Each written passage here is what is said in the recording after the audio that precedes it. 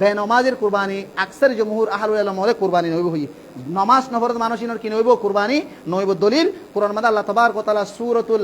কাউসার মাশিনা আতাইনা কাল কাউসার ফসল্লি আল্লাহ এক নম্বর মা নামাজ পড়ো দুই নম্বর মা হার দুই নম্বর মা কি করো কুরবানি করো আর গোয়াত মাসে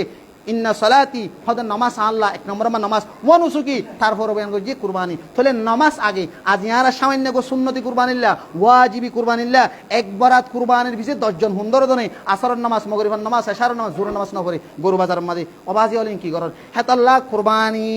যে মানুষ কুরবানি করিব নামাজ না পড়তে গেলে বেনমাজিরে জানে হুনিরে নিজের কুরবানি হিসাবে মাঝে বাক পর্যন্ত না গলাইবেন বেনমাজির কুরবানি আকসার উলুম হলে কি হইয়ে কুরবানি সহি হবে বলে হই ওয়ালাকিন কিসকুস উলুম হলে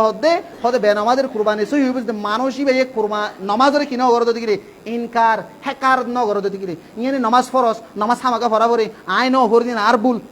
ইবে ইয়ে নামাজ ফরজ দিয়া নর যদি মানে ইনকার নগরে হে সুরত মাদা হনরহম মানুষিবার কুরবানি হয়ে যাবে গই এন হই হাদিস মাসি রাসূল ফরমাদিনা বাইনা রাজুল ওয়া বাইনা শিরকুল কুফরি তারকুসসালা হাদিস মুসলিম জাবের রাদিয়াল্লাহু আনহু রওয়ায়াত অনানা হামেশা হুন নেদরনে কাফের মুশরিকর মাঝে ফরক হইলে নামাজ আরেক বহ হাদিস মাসি গত ফরিদ বয়ান গজি রাসূল সাল্লাল্লাহু আলাইহি ওয়াসাল্লাম কিয়ামতের মাঝে সবচেয়ে আউয়াল কি হিসাব লইব